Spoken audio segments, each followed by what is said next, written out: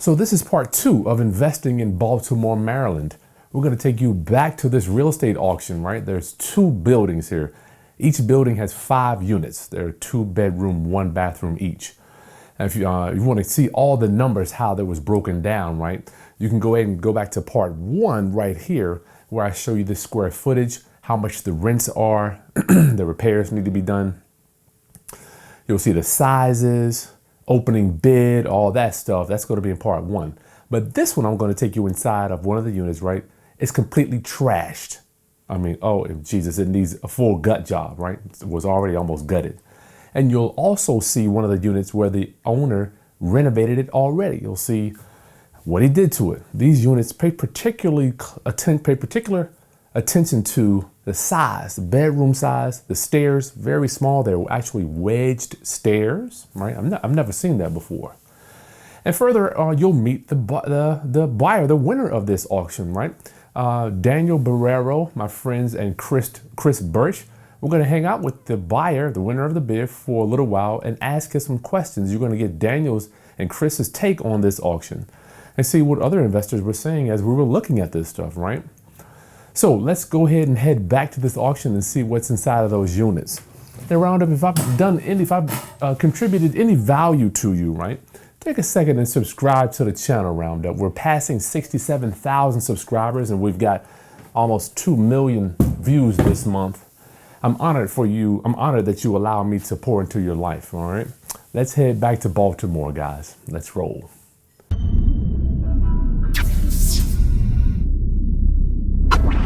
Yeah. So here's the other units, y'all. Quite interesting stuff. Quite interesting. This is stuff you was doing back in the day, Dan, in Brooklyn? Yeah, this is actually, I gotta tell you, Kris, man, this stuff excites me, man. So I'll give you an example, right? What I would do here, you would finish taking down this wall, like you're gonna break it down to the brick, and this is struccolite. This is dusty. Struccolite's more of a cement. Mm-hmm. That's another way you know it's pre-wall construction, and you know by the laughs, because you would need the laughs to catch the struccolite, right? And it was all by hand. So you would just paint the brick.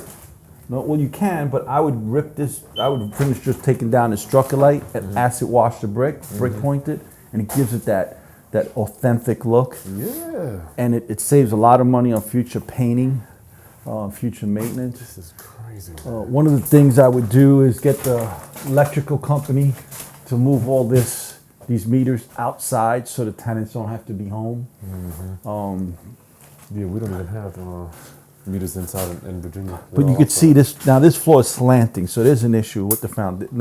It may not be the foundation, it just may be the beams below. Yeah. But like I said, the owner we just spoke to, he said 30 grand per unit. No way. No way it's 30 grand per unit. Unless you do a lot of the work yourself.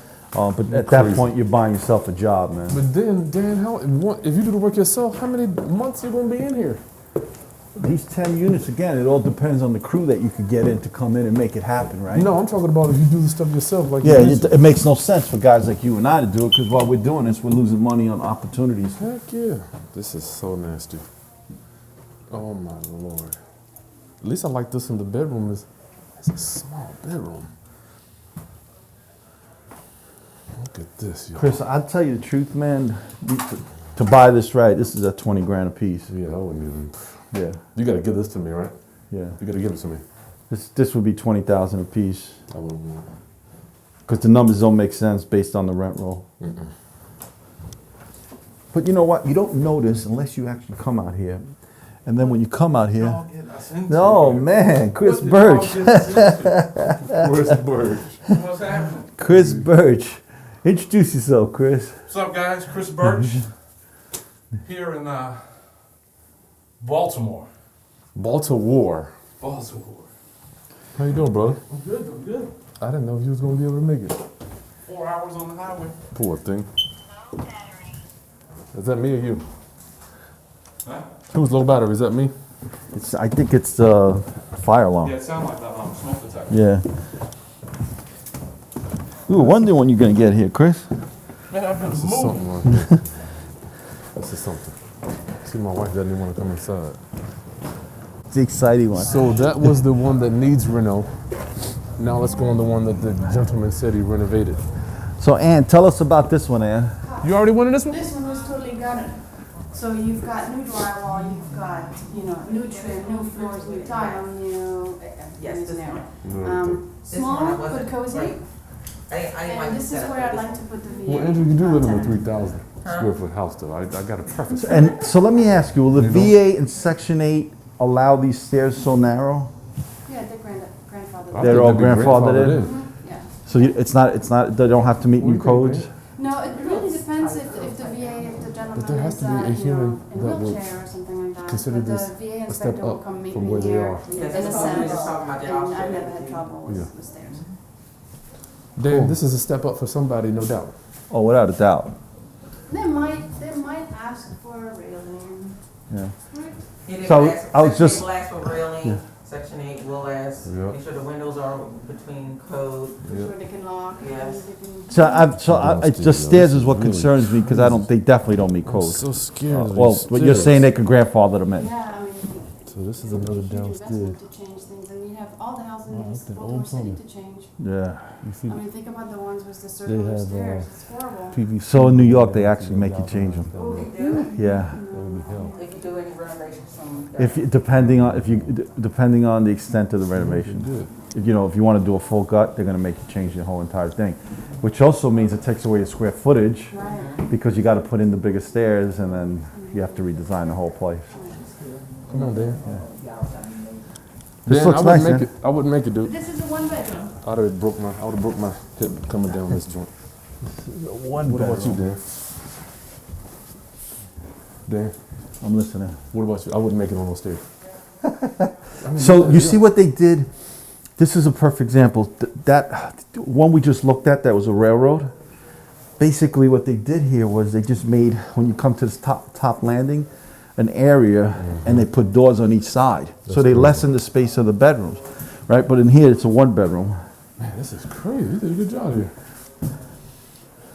With the amount of space they have, they should have went with a smaller sink, but Yeah.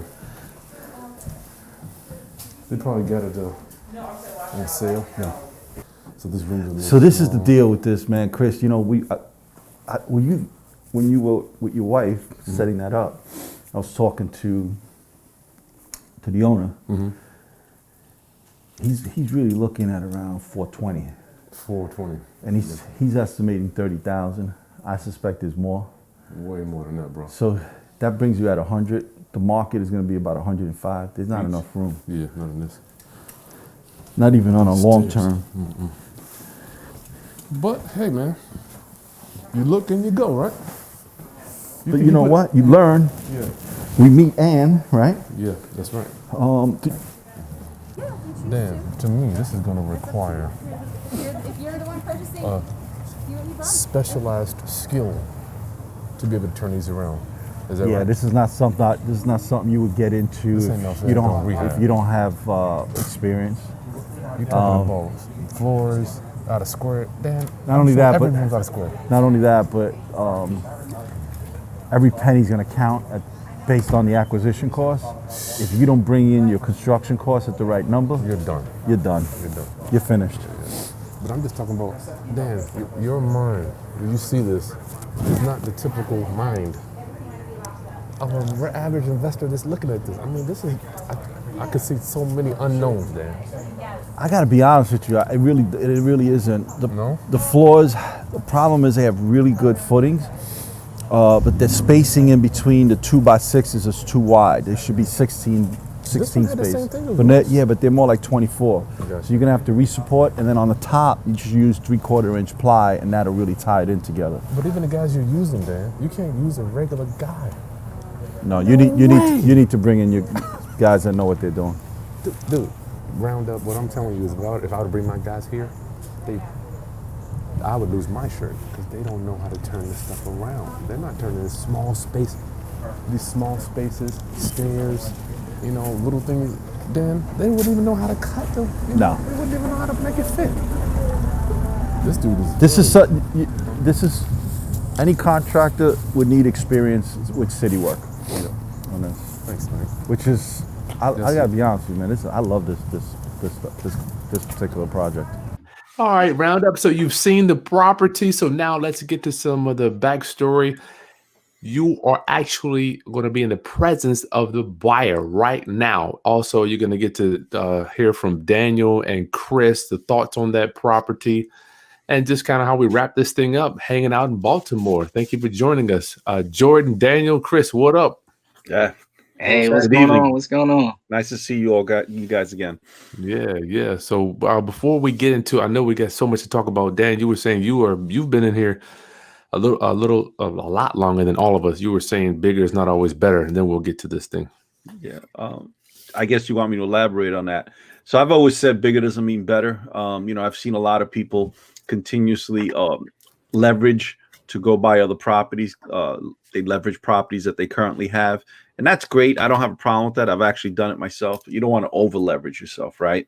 And you get into the hype and you start, when everything's going well, it's dandy, right? It's easy, right? And then as soon as a situation like Corona, let's even forget the COVID virus out of it. Let's take that out of the picture. Any downturn, whether for whatever that reason may be, that's where you really see the ramifications of over leveraging. So guys, the only thing I could always say to people is, it's good to leverage, don't over leverage. You got to do it at a price point that you're comfortable with. Could I have grown faster, before 2008? Absolutely. But I didn't suffer after 2008 or during 2008. We didn't lose one property. I didn't change my lifestyle. Everything continued as normal because I wasn't over leveraged. Right. And actually, I was in a position to take advantage of all of properties as a result of everyone else being over leveraged. Yeah. So, when everyone else was telling me I was nuts and I didn't feel comfortable with it, I was like, all right, you do you and I'll do me. And, it wasn't that I was smarter than everybody else. It was just me, my personality. Right. Mm-hmm. So having said that, great. Bigger is better to a certain point, as long as you could handle it without, over leveraging is what my point is. I agree with that. So let's get into this. We went to the property, walked it, saw the condition of all of them, 10 units. So I would like to just go ahead and start with Jordan. I want to know, before we talk about the acquisition and all the numbers and all that stuff, what were you thinking as you were walking it? And I want to hear everybody's opinion on just gut, how those properties made them feel, because real estate's a lot about the way it feels when you walk through. People want to feel warm and fuzzy. Thanks for joining us, gentlemen. Hey, no problem. Yeah, I mean, my gut reaction when I went in, it was a little bit. I was like, oh man, I wanted them to be a little bit better. You always want them to have a, just like, all right, I can just do a little bit to it, and we'll be good to go. But as I was walking through it, I saw some of the renovated ones. The one that we looked at, which was completely finished. And then there were the other ones that, needed work. And I was like, okay, look, if they're going to need work, go ahead, full gut. With doing the full gut, because those, like you saw them, they weren't like huge square footages, super tight quarters. And so, I was like, look, potentially down the road, because of the location, we definitely have something that we can work with. So if we go ahead and, we can make this, turn it around real quick, get some people in there, start getting some cash flows going, there definitely is so much more potential for, because I, thought about doing maybe some expansion later on down the line, because I ran some of the numbers, and the numbers actually look really good for some of the comps in that area. So if you took a look at some of the comps for similar square footage, maybe about an extra 250 square foot, we're going in the 180s to 200s. And so at about 30 to 50 per unit, and we were saying maybe 40, 45 would probably cover that kind of square footage for renovation. So you ended at about 80, 95. For rent ready. Right. So to, rent ready, and then you probably want to put a little bit of icing on top, because for the comps that we were looking at, those ones were a little bit higher end. So with a little bit of a better finish. So, depending on who you want to, what customer type you want to appeal to, that's the type of tenant that you want to get. You want to get long term, and then somebody that's going to be looking to pay a higher price point just for the location, to be a little bit closer to the city, because you take the left turn on Pratt Street and maybe about 2 blocks, right past University of Baltimore, and you're in the heart of the Inner Harbor. That was crazy. I saw that. It almost walking distance to the Orioles Stadium. It might be a little bit of a hike, but for an Uber, and maybe less than like a 3 or 4 minute Uber ride. I've got a property that is on the other side of the bridge, over closer to Harbor Hospital, and I was doing Airbnb for that. A lot of people were coming just to go watch the Orioles games, and that was maybe about a 5 or 10 minute Uber ride. And I was charging. I was probably close to about top 75 percentile, 85 percentile of that Airbnb market. So for me, looking at that, I was like, for sure, the proximity to, like I said, the hospitals, to downtown. I don't think that it'll have any issues renting. Most of it was, how much can we get away with on the renovation side of it. Dan, what was your gut saying as you were looking? Have you seen a million of these being in the Brooklyn actually market? Properties like that excite me, right? Because I walk into a property like that, I'm already envisioning what it's going to look like when I'm done, right? Mm-hmm. And I came in with my numbers between 45 and 50, dressing them up a little bit more, about 55. But I didn't come up with the comps that you came out with, Jordan. My comps were actually, Kris and I discussed those comps between 95 to 110. So, and that 200 square foot addition makes a huge difference because of the layout in that particular in those apartments. They were very, especially with those stairs going up to the second floor. So, does that concern you, Dan and JT? It concerned me, especially if you wanted to rent to any type of rent subsidy type of program. I wasn't really sure if that would pass, to be honest with you. JT? It likely is not, because the restrictions are they're a little bit tighter. There's a decent amount of Section 8 in that area as well. So what you're comparing it to and what their requirements are. If I was looking to go that route, I definitely wasn't going to be doing those specifically. Those ones specifically. I think the one that was renovated even had a super tight stairway as well. So a lot of that would have had to have been rearranged. Yeah, so that was my concern, and Kris, we all spoke about that, where to do those stairs the right way, you're going to lose at least another 100 square feet. And in such a tight space that in each one of those units that's a lot of space to lose, right?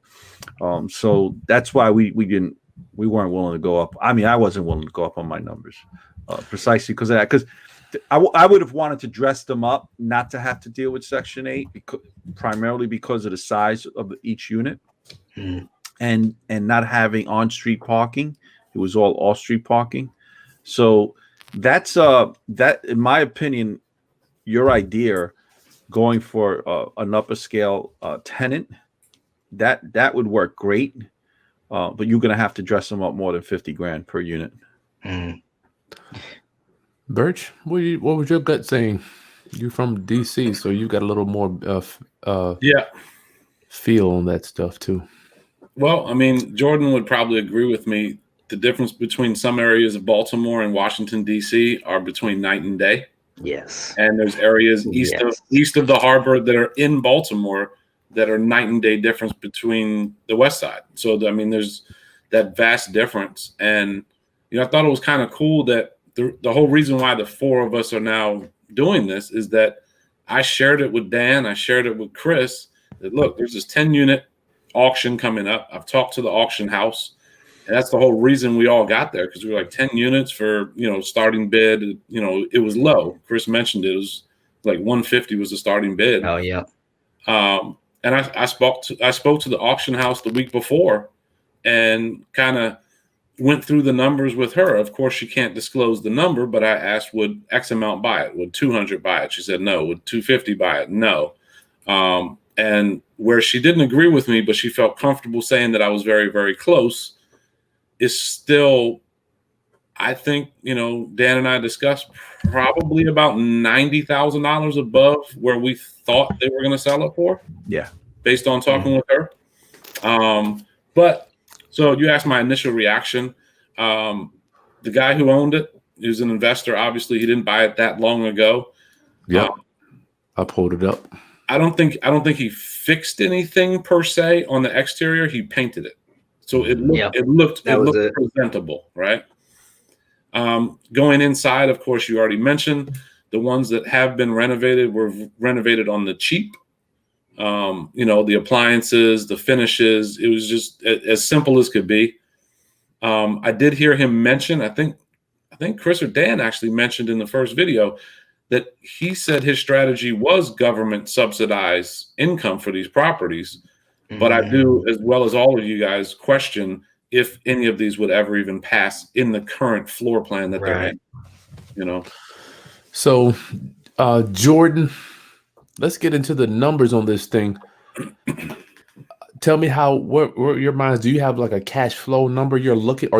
First of all, what is your exit strategy? Are you holding on to these, or are you planning to fix them up to sell them? So this is actually was going to be a hold for me, based on the area, and based on like I said, the proximity to some of the features of the city, and with the growth, they actually had a couple projects maybe about 2 or 3 years ago over close to the University of Baltimore that are relatively new, that have brought people over towards that west side. So, a little bit northwest of Pigtown. And again, Pigtown has actually been changing relatively quickly, in my opinion. So what is Pigtown for? I don't have Chris, that's some of the properties that I own in the city where you live. Yep. Yep. So it's a challenged area, kind of a depressed area. It's a block or two over from brand new development. Yeah. And it's continuing to move westward, but south of the train tracks. Yep. Yep. So go ahead. Yeah, and not I don't necessarily bank a lot on appreciation. So that's usually the last part of my equation. Really is looking to make any of the overall improvements as long as I can be within. Usually, I'm looking for about 12% as far as cap rate. For this one, it's probably going to be a little bit lower than that, just because of the amount that's going to take for as far as renovations. And so because this is definitely a longer term play, doing the repairs and, like I said, upscaling it to draw in that higher quality tenant, I can actually limit my turnover, limiting that turnover. And then in addition to that, there's a couple additional profit centers, because I know I was talking to you guys about solar before. That's actually, my background. Being able to include a solar array on that entire block would actually be able to increase that profit, increase a profit center. I'd be able to get it's about a two-year cut down on the return, just from being able to produce excess power and then have the power that the tenants are paying directly to me as a landlord. So with the energy efficiency upgrades, because that's really where a lot of people end up going wrong, is that when you're building, not building with high quality actually costs you more money. That's true. Long run. Right. When you're building with higher quality, more durable materials, and things that are, really tenant proof, and nothing's tenant proof, but, the better you can build it, the less likely you are to have to go and do the repairs, do the refinishings. And then again, you'll 100%. Also have a happier tenant as well. So with all those things, it actually cuts down, it increases overall profit just from the sake of, limiting your exposure to, my boiler's going up again. Let me go ahead and go put a cheap $2,000 or $3,000 boiler in there, and then it's going to go up in the next 5 years again. Because the tenants, when you're not there, It's not theirs. They're not paying for it. It's going to be abused. And so if you don't have something that can withstand the, the highs and lows of, tenants, and, I take a lot of my experience from, I did a lot of handyman work when I was in college. So anytime there was a party, it was a rager, somebody bust a hole in a wall. Oh man, go call Jordan, come fix it. And seeing the way in which, college kids treat things, being able to circumvent any of the damages and prevent the abuse that you can be exposed to with tenants, when you can cut down on that, it saves you a ton of money on the long term. And then as far as your energy, I include the energy bills into the rents. So if I'm using energy efficient features, now I'm actually making a margin. That delta on what I'm making on the utilities, it goes directly to me. And now, tenants can feel free to turn on that faucet, and I've got, low flow faucet heads. You have the conservation, conservation, the toilets, the ones with the dual flush system, LED bulbs everywhere. And then also as far as insulation, that's about 30 to 40% of overall energy consumption in the U.S. homes. It comes from heating and cooling. And so when you're insulating, you're doing, all right, your standards R15s, but if you're doing R20s, R30s, it may come at a cost. But again, that's insulation that you won't have to do really until you're rebuilding that wall again. Mm-hmm. And so when you cut down on all that turnover and you're controlling the humidity and the airflow that comes in and out of the home, you're cutting down on that turnover time, overall heat exchange, and reducing your overall energy expense. And those are, have been steadily creeping up over the years. So if you're putting the solar on there, you're sucking up the power bills. I want to make sure I'm getting a clear picture of that. Also for my viewers, I'm envisioning you're having the solar panels there. That's a set you have, and you're passing that on. I mean, your tenants moving in, they don't have a power bill. Correct. That power. So how do you? I just got to ask one more question on that, Kris.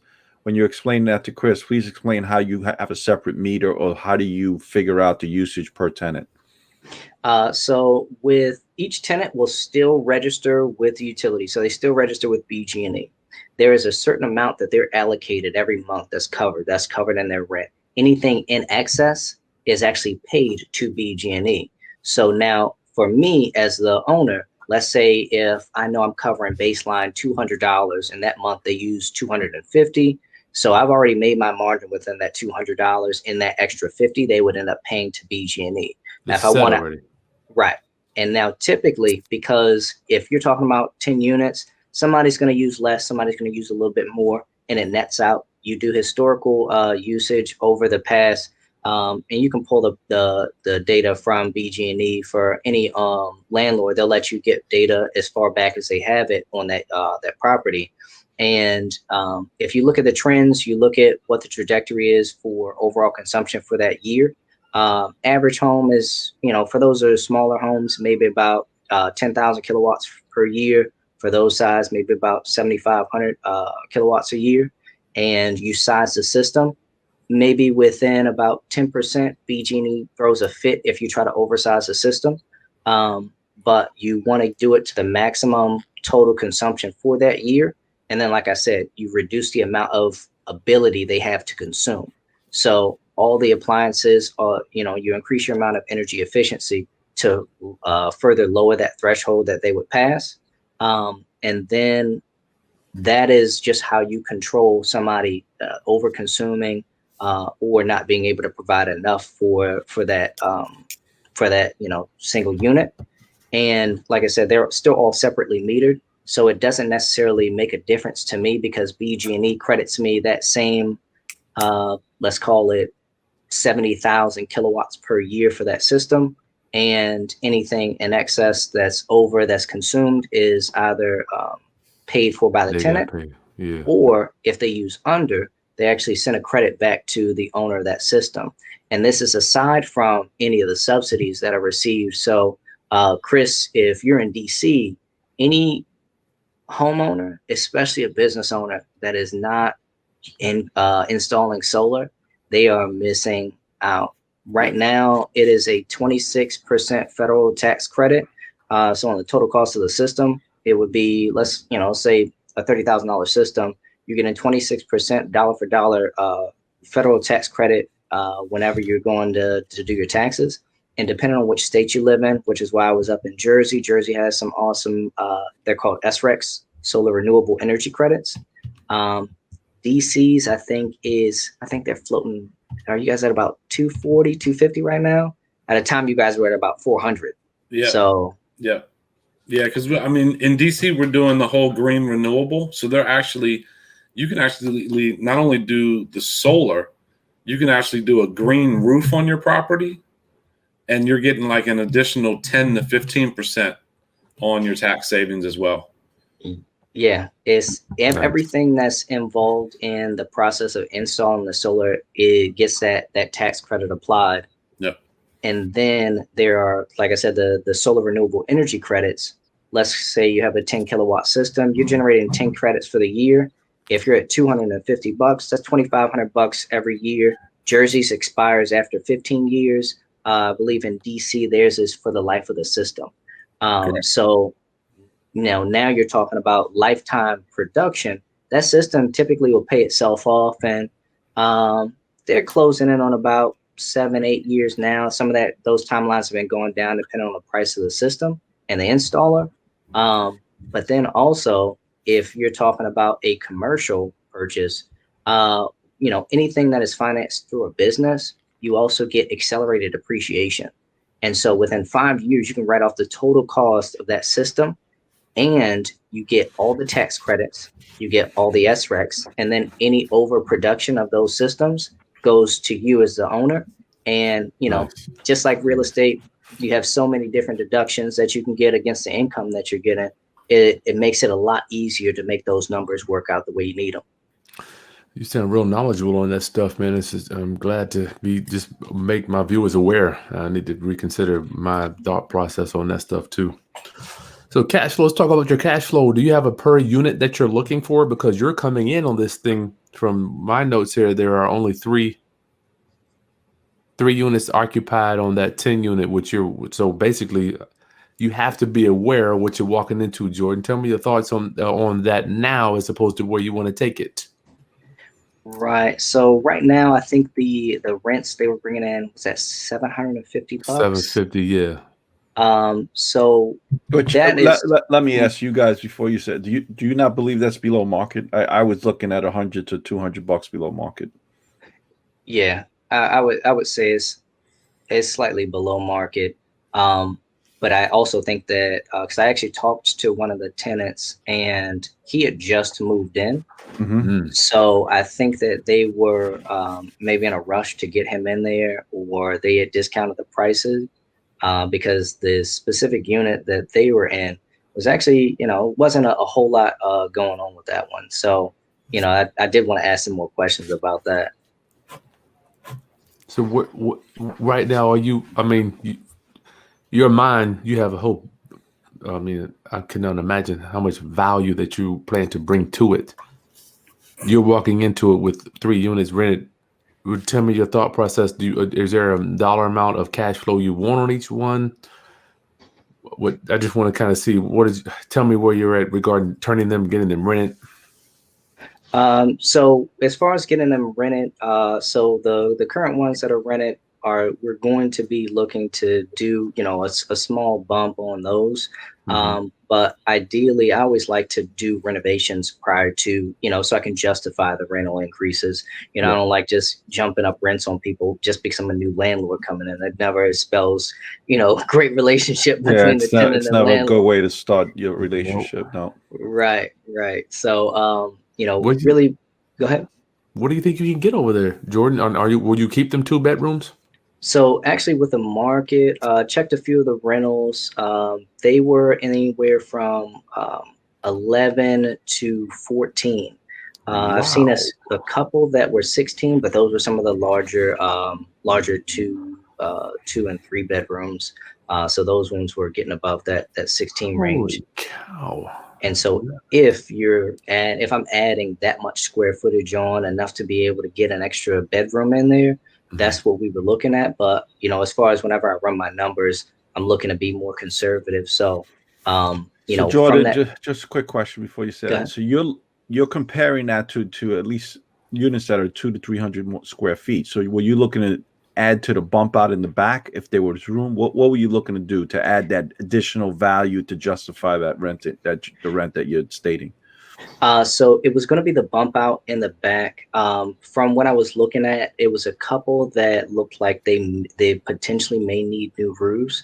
And during the process that I'm going through, walking and checking, any of the ones that need any of the structural work, those were going to be the ones that I was going to try out first. I'm actually doing a level up. I'm actually working, Kris, around you in DC.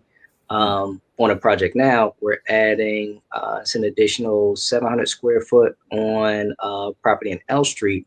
If that one goes as planned, then I may actually consider doing that over here as well and adding an additional level. So, but your numbers, as okay. So I'm a little confused, man, and I'm just trying to figure out because your numbers are not coming in line with ours, and not to say that yours is wrong or mine is right. I'm going to trust your judgment because you have a lot more knowledge in the area. Mhm. So that's why I'm going to ask you these questions. Gotcha. So essentially, you're not looking at $45,000 a unit anymore. You're looking at bumping it up to close to 100,000 if you're looking to do that bump out. Yeah, that ain't cheap. Yeah, for sure. And that's why I was considering, just doing the interior renovation prior to. So there was going to be a portion that I'm reserving for doing those bump outs. And that was going to be actually something I was going to do over time, as opposed to just, going in hard just to make sure that those rents can justify. Because right now, as far as the time that we're in, not too confident, and I'm not trying to time the market or make future predictions. So as quickly as we can get some people in there, and we can get everything dressed up, then we can start talking about doing some of the additional square footage. Look, I personally believe it's a great spot if you want to dress up those units, rearrange those stairs, make them up to code, and get in and do everything you said, because that's actually primarily how I run my business. I don't go cheap on anything. Actually, Kris has visited a couple of my job sites when he was in New York, and he could tell you, I don't go anything less than 5/8 on sheetrock. Everything is LEDs, the most efficient appliances. All of my units, tenants pay their own heat, hot water, electric. And whatever the walls will permit me to go is what I'll go as far as our ratings, whether it's never less than R19, because in New York and just like in Baltimore, you have real 2x4s, right? Mm-hmm. So that allows you to go to the R20, sometimes a little higher. But so everything you said, I agree with you with, right? My average tenancy in areas like Fort Greene, Brooklyn, where it's about 18 months, 13 to 18 months, my average tenancy is 12 years. And it's not because I'm discounting my rent, because my rents keep up with the market. Actually, sometimes they go a little higher, but I provide a service, right? My tenants call me within 24 hours. There's somebody at their door to make that repair, assuming it's not on a Sunday. If it's on a Sunday and it's an emergency, within 2 hours, there's someone at that door, right? So I agree with everything you said. I just don't understand where you're coming out with your numbers, and that's what I'm trying to figure out. So I hear you what you're saying with the energy consumption and making adding revenue in that end, but where else can you make up that difference to justify that 12 to 13 cap rate is what I'm asking. So with those rents, the rents, are you still counting it at what are you pricing the rents at? We were pricing them at around 1,100. Okay. Because of the square footage, there's no parking on the street.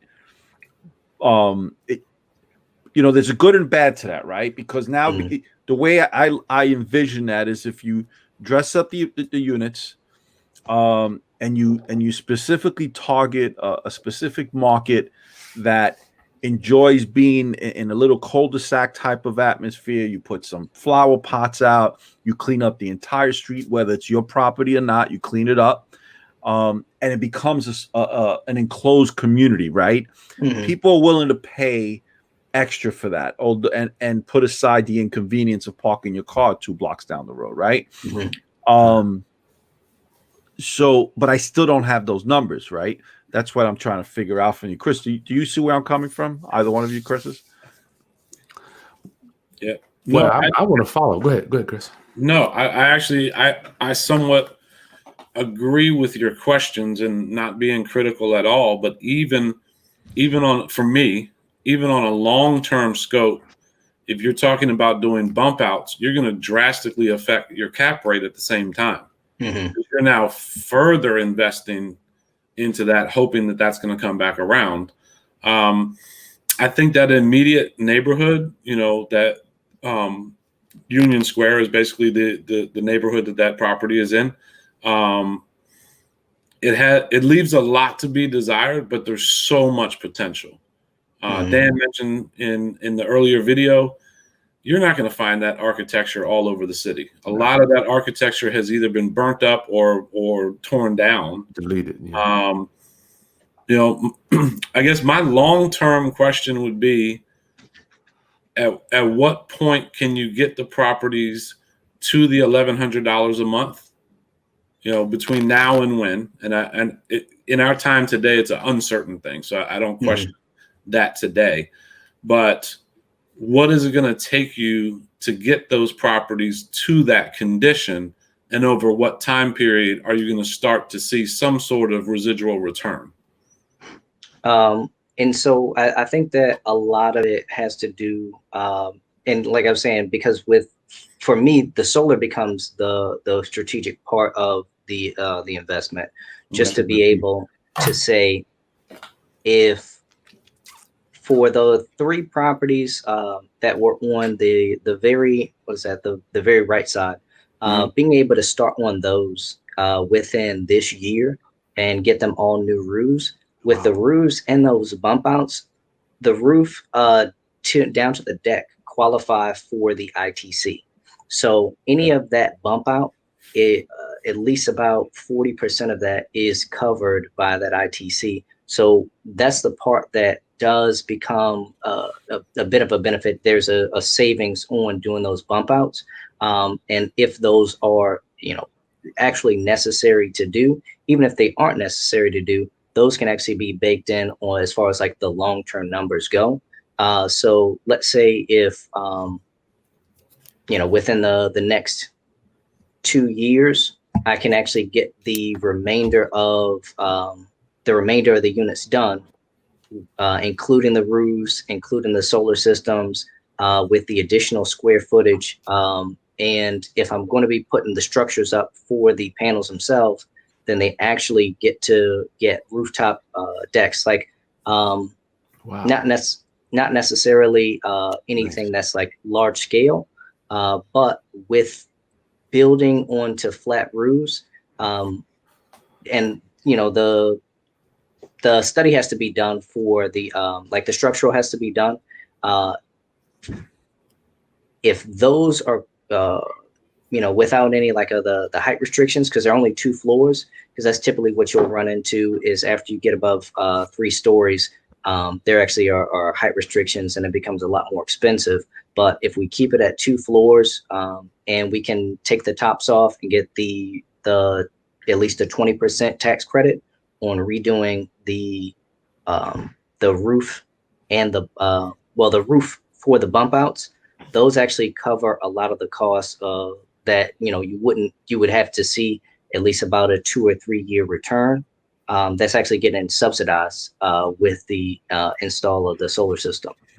And So I'm trying to pull up my spreadsheet now. For the audience, could you explain what the ITC is? The ITC is the investment tax credit. So if I, as an owner or business owner, want to go and get solar, if I need to be able to redo my roof to make it structurally stable to get a solar system, then the federal government gives you a tax credit on the total cost of that project.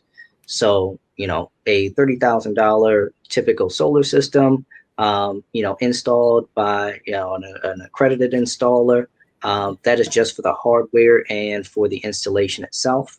But if Do they they give you go, the tax? Is the tax credit also including bringing down the roof to the deck and building it back up, or just for the equipment itself? right, it's down to the deck. So anything that is further than the deck is not included. So in other words, I mean, the well, deck, any replacement of beams, the torch down roof, whatever that entails, including the equipment, that's where you get your tax credit from, the 40%. correct. So if you need, even if you just need to shore up the roof and add a couple 6x, those are also included in the tax credit. See that now? This is starting to make sense. Yeah, it's starting to make sense now. I don't think he's just buying based on No, ROI, right, cap rate. right. I think you have a whole lot of stuff going on here, Jordan, and that's I think we're interested in learning that from you, the young guys. Yes, And it's almost like you're playing a chess. You're matching profit with some of your tax credits and other profit centers that you're adding onto these, which is admirable in my opinion. Yeah, listen, that's something I've always done in my properties, where I'll go in and I'll bring in, I first thing I do is change all the common areas to LEDs. I put in cages in the basement, so assuming the property allows me to do that. So now I create another $100 per unit, because they always rent that storage space in the basement, and then I also put in,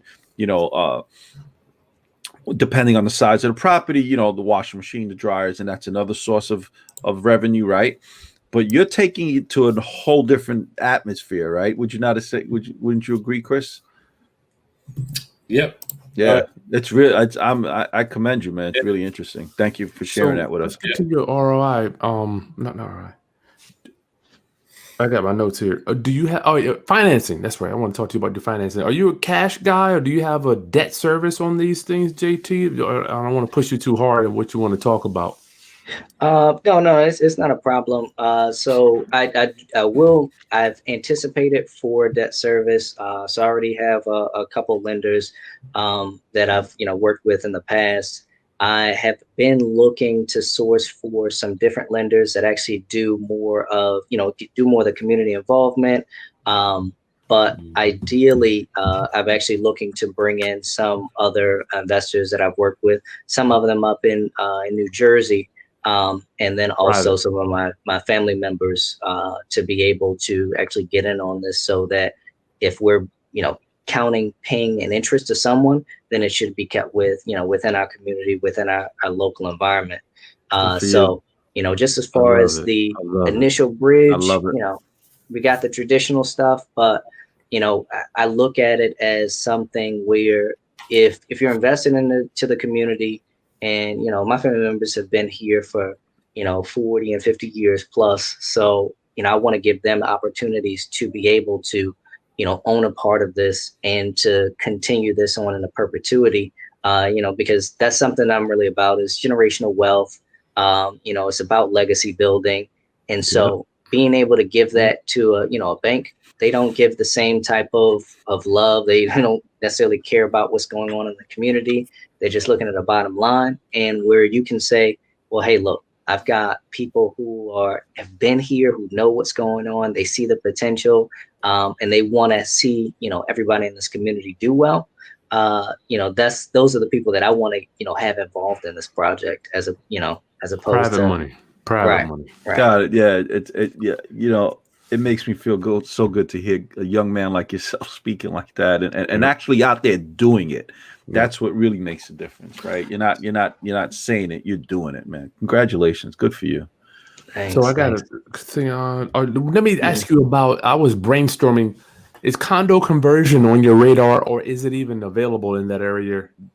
Jordan, do you consider that? Tell me how your thought process on that.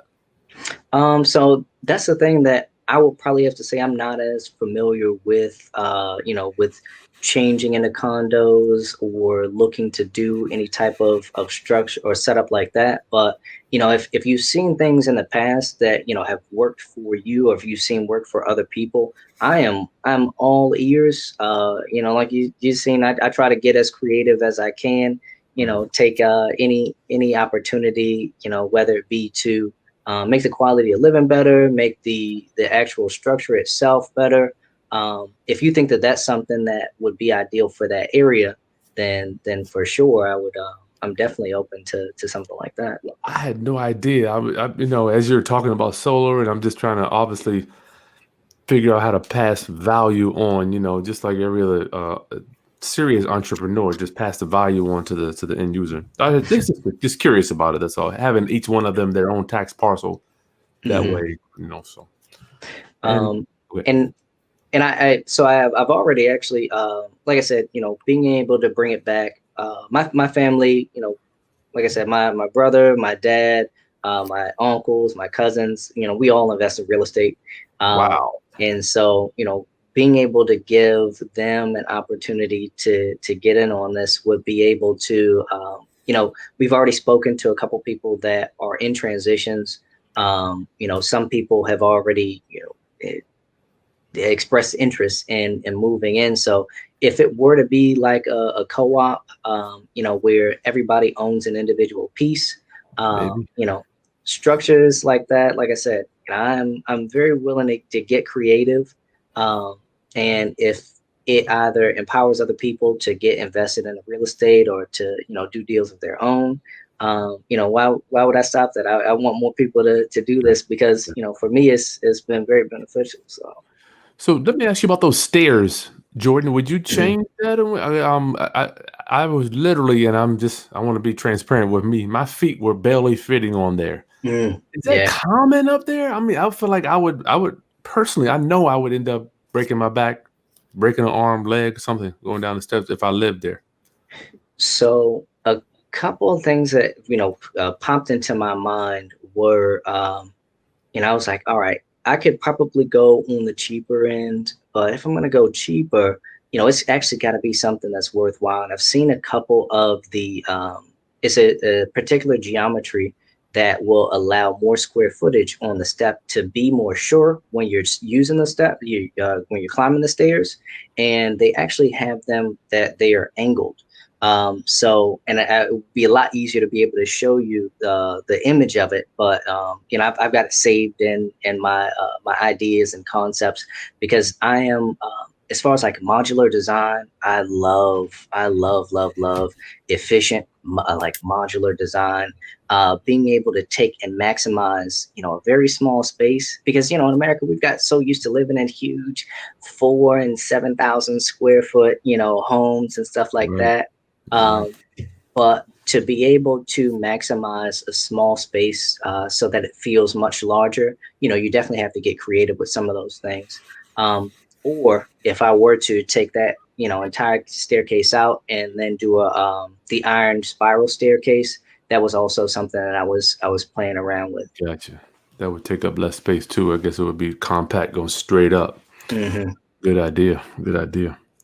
Let me ask you: is that common in Baltimore? Okay, that's not common here in the Hampton Roads area, Jordan. I wouldn't say that it's like super common, but I have seen it before. Okay. And like you said, Chris was talking about, is definitely you can see it. It's probably in some of the older properties, Gotcha. where there's limited either on square footage or somebody who's tried to convert some of the townhomes into multifamilies, Mhm. where they have scaled those down. But for the most part, not very common from my experience. Gotcha. Up there, yeah. I just think it's a little different experience up there. Oh yeah, they were janky. They were they were a little janky. So You think? Are you concerned with walking? I know y'all in the first video we talked about a railroad walking through, like walking through a bedroom to get to a bedroom here. Not happening. Like nobody want that. I mm, mean, I can't rent a property like that here in Hampton Road. So mhm. I'm presuming. I mean, I love the fact that real estate's so different places. Are you concerned with that, or does that not cross your radar? So I took a look at that and I was like, I could probably, take a hit on this, or, let's get a little bit more creative. There are a couple of the units, like I said, these are things, some trial that I've already done. I actually prefer to be able to have a good enough mix where I'm doing long term and short term. Right now, short term has taken a small bit of a hit, but we have University of Maryland, University of Baltimore that is there. And I actually have used, what is it? I think it's called Furnished Finder. It is for traveling nurses. And to be able to be within walking distance of the hospital, you're only usually getting a travel nurse. They're usually by themselves. They might have a dog or something like that as companionship. And they'll usually do sometimes 6-month, 9-month terms. And they get stipends from the company that they're with. And for that space, I did a partial rental. So this was like an Airbnb for 1 bedroom, and that was $1,800 for an entire unit. For that entire unit, I'm pretty sure I could probably be starting at 18 and probably get the full 2.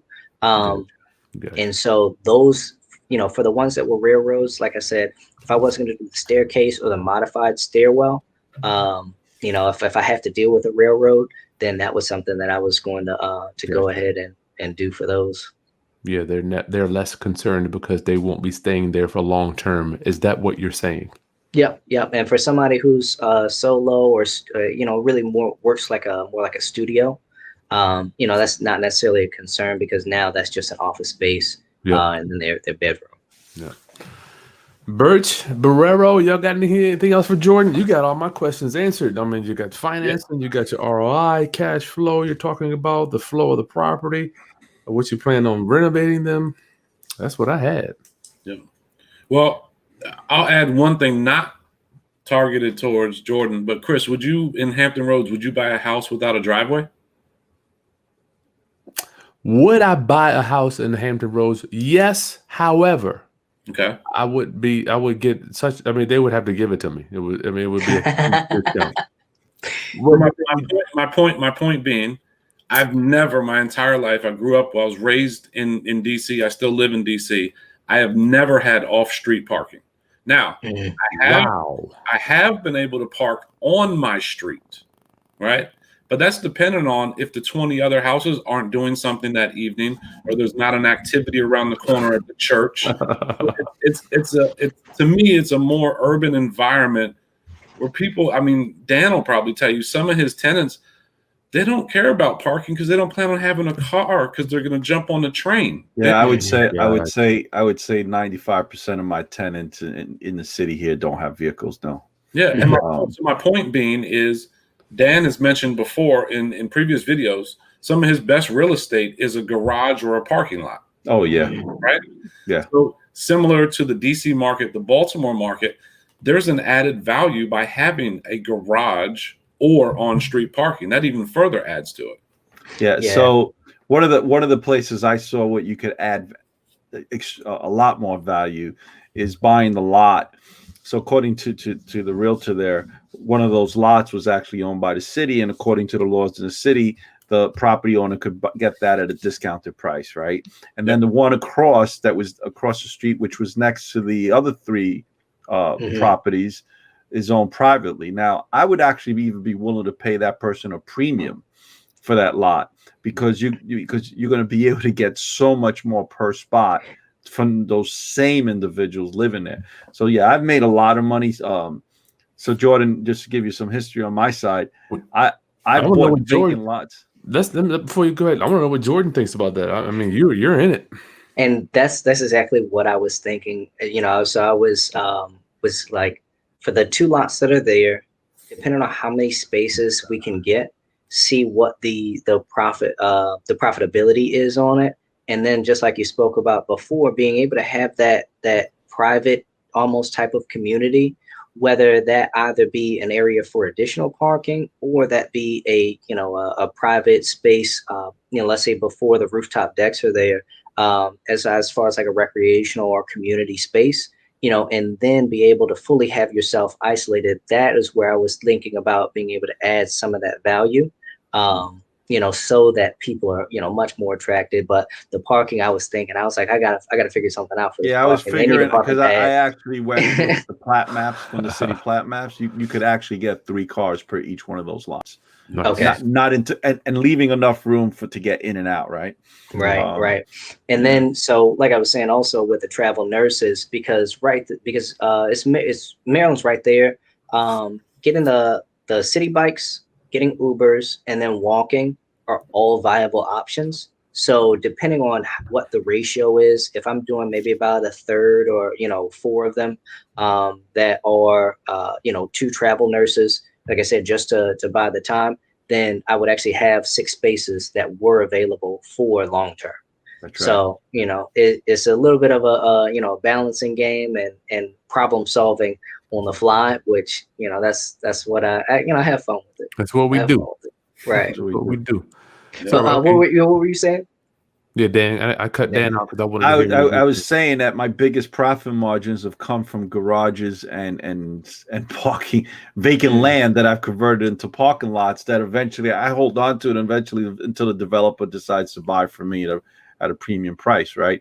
Because we concentrate and is always buying right outside the sexiness. So those properties to me, those properties to me, I'm not going to kid you, I was excited about because I could see the potential. I could see the probability of appreciation over the next 10 years. It was just a home run. If I just didn't see and I still don't see it with Jordan unless you're doing it the way you're doing it, because you're coming in with a total different idea and I'm excited. I actually want to watch you do it, man. Yeah, man. Maybe because we can get some footage. Yeah, because it's going to be exciting to watch you do this, man. Just for the learning aspect. You don't think so, Kris? Or Kris Burch, Haskins? I do. Yeah, without a doubt. I mean, just hearing the conversation about the potential additional parking, and I'm sure Jordan knows this, but just south of that property is Union Market. Well, Union Market during the daytime has 2-hour street parking. Where do you think all the vendors have to park? They need parking spaces. And I paid $20 just for lunch. I paid $26 for an hour and a half. Yeah, exactly. You know what? He was complaining about that, Kris. I go into the city, man. It's $42 for an hour and a half. Yeah. So, and that's before your taxes, right? Yeah, and that's before the tip. That's before the tip. So, because in the city that you actually have a parking attendant, they don't let you just go get your car. So, I was kind of laughing when you were complaining about the $26, but I understand because where you're coming from, right, in Virginia, they don't have those cities. Ain't no parking here. Yeah. Park anywhere I want. Yeah, in the city, I got to tell you, man, like I was driving around there. If I saw a garage, a 2 or 3, 4, 5 car garage, I'd buy that in a heartbeat. I don't care if I pay a premium for it, man. It's in my opinion, it's the best investment you can make, man. It's very low, customer service. You clean it, you paint it, put some electric LED light bulbs in there. You put it so that they go off as soon as people leave. So it cuts down on your consumption, and you charge a premium price for it because people are willing to pay for it. In city environments, you're not going to get away with that with in Hampton, Virginia. Empty forever. All right, we have 75 though, right? Hey, Jordan, final thoughts. I want to hear. What would you recommend any new people getting in the industry? I guess this will be for everybody. I would like to just get your opinion. We'll go real quickly. We've been on here for 50-something minutes. Jordan, will give us a nugget for somebody that's new getting into the game. What would you recommend since you're giving us a perspective from the millennial aspect? Hey, man, do it. Find some friends, find people to talk to, YouTube universe, literally anybody that is in the millennial, my generation, we literally have no excuse. There is infinite knowledge that is available on the interwebs. You can figure anything out that you ever wanted to, and you cannot say that same thing 30, 40, 50 years ago. Yes, they had to go read a book And that was the single source of knowledge that they probably would have been able to get to readily available. Wow. You can just at your fingertips, learn as much as you can and move, take action. It's, you know, you gotta move in the, it's not with the absence of fear, because fear is going to be there. You have to move with knowing that it's going to be scary. It's going to be terrifying. Right. Jordan, is that a habit? Because I'm even looking at myself and I'm thanking God that now I have the habit of going through the internet, learning, going and applying, learn, go. Is that because I don't recall myself doing that years ago. I mean, not even more recently. Mm. I think, you know, like I said, my background's engineering. I really enjoy puzzles and solving problems. And you know, for a lot of my life, like I said, I was everywhere by myself usually, you know, living in somebody else's state, you know, not having a lot of family or friends. So anything that would happen, I get broke down on the side of the road. Well, you know, you gotta figure it out. You better figure it out real quick. Pick you up. You know, so you know, I think it's a little bit of a rush to it, because I'm an adrenaline junkie. You know, love snowboard and love riding motorcycles and stuff like that. So I think that for certain people, there is a certain risk tolerance that people have an aversion to. Yeah. But, you know, for the rewards and the benefits of doing things like this, you know, I actually get to be able to help a lot of people. You know, and I can put myself in somebody else's shoes, where it's like, you know, look, I don't know a lot. I don't know everything there is to know. Like, you guys have been teaching me, and, you know, just from this, you know, call right here, I'm changing strategies. I'm looking to, you know, increase and optimize. But you're never gonna know. You're never gonna know what's going on. You're never gonna be able to plan and know exactly everything. So, you know, for me, it's like, I'm probably gonna be scared to do it, but you can't not, you know, because you're just gonna be in the same place that you were yesterday. And if I got to the end of my life looking at that, Wow. you know, my thing is, you leave it all on the field. You're never gonna be, you know, never gonna be upset about, you know, putting all your effort in. So Nice. Burch, what are you gonna give us my round up viewers to see for entrepreneur/investor? Yeah. So unlike Dan or yourself, I'm considered fairly new to real estate, not new to business, but new to real estate in the last, 10 years. But I gotta say, you're a hell of an entrepreneur. I mean, you're no, and I'm not process, trying to downplay that side. But I'm if I had the tools today, YouTube University, you have wholesalers all over the country showing you how to do it. You have real estate investors like yourself and like Dan have YouTube channels promoting and sharing your experiences. If I had those like 8 years ago, I can only imagine where I would be. So I guess the point being is, it's out there. It's free. I'm not saying everything is correct, but vet the information, learn from the people, try some of their strategies. The first guy who ever told me how to try real estate, he said, do one and learn how to do that one correctly. Because if you don't, you're going to start listening to all these gurus saying, get into multifamily and get in a 50 unit and a 100 unit and all this other stuff.